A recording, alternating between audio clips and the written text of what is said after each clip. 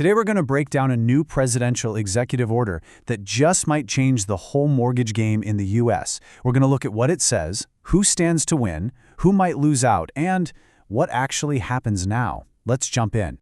So the big question, the one that really matters to a lot of people, is right here. Could the whole process of getting a home loan be on the brink of a major shakeup? Well, a new directive from the White House is aiming to do just that, and is taking aim at the rules that control how you get a mortgage. So at its heart, the goal of this order is pretty straightforward. Make it cheaper and easier for banks to give out home loans. The idea is that this will cut down on costs for the lenders and, in theory, give a much-needed boost to smaller community banks trying to compete. But, as you can probably guess, the devil is always in the details. Okay, first, let's look at how the mortgage industry itself is taking this news. For a lot of lenders and banks, this executive order is being seen as a really positive sign, a potential first step toward a much more efficient system. And the wording here is actually pretty telling. The head of the Mortgage Bankers Association, Bob Brooksmet, he didn't say it was a magic bullet. He called it helpful as a roadmap. Now that phrase is key. It tells you the industry sees this not as some immediate overnight change, but as a clear signal of where regulators should be going in the future. So what's on this so-called roadmap? Well, lenders have a pretty specific wish list. They want to bring down the cost of just creating a loan in the first place.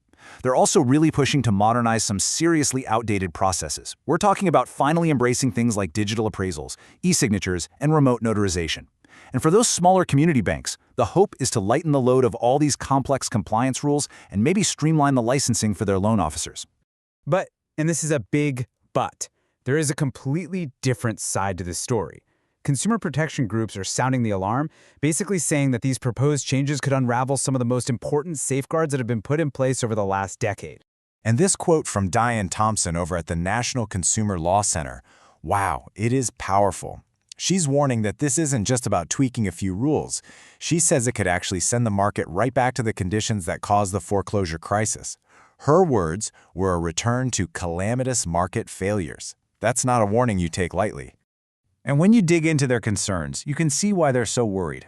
They're afraid of a situation where, you might not see the final actual terms of your loan until you're sitting at the closing table with a pen in your hand. They argue this completely undermines the disclosure rules that were created specifically to help people shop around for the best deal. It really gets to the core of the issue.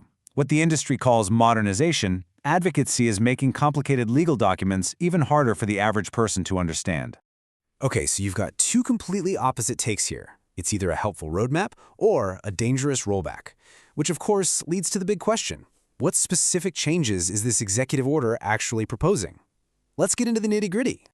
All right, now we're getting into the real heart of the directive. The order calls on a few different agencies, the big one being the Consumer Financial Protection Bureau, or the CFPB, to consider making some pretty big changes to the rules. And that word consider is really important.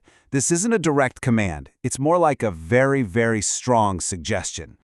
Okay, before we dive into the proposals, we got to get one key concept down. The Qualified Mortgage Rule, or QM rule. This came about after the financial crisis, and it basically says lenders have to do their homework. They have to make a real good faith effort to make sure you can actually afford to pay back the loan.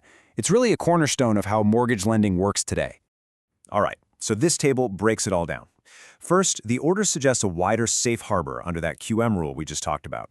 That would give lenders more legal protection if a loan goes bad. It also wants to loosen the super strict timing rules for TRID disclosures. Those are the key documents you get before closing, and replace them with a more flexible materiality standard. Basically, a tiny typo wouldn't derail an entire closing. Other ideas include easing the caps on fees for smaller loans and simplifying the rules for when you refinance.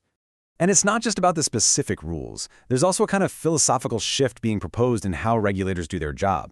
The idea is to move away from slapping lenders with penalties for tiny, good-faith paperwork mistakes. Instead, they want to focus on the big picture. Are their overall underwriting practices responsible? Are they making sound loans? So with all of these ideas on the table, you might be wondering, when do we actually see any of these changes? Well, the road from an executive order to a final rule is, let's just say it's long, and there are a lot of hurdles.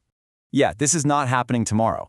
After an order like this is signed, federal agencies have to go through a long, formal rulemaking process.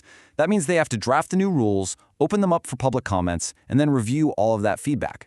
Experts are estimating that we wouldn't see any final rules actually go into effect until late 2026, maybe even early 2027. And here's another huge wrinkle.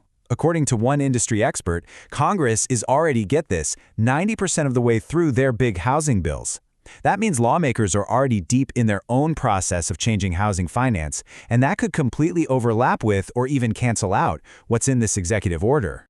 So really, you've got two massive roadblocks here. First, a lot of these proposals can't even be done by regulators on their own. They'd require Congress to actually pass new laws, and, well, we all know how easy that is. And second, even for the changes that the agencies can make, that rulemaking process is designed to be slow. It can take years to get done. And all of this brings us right back to the fundamental debate at the heart of financial regulation.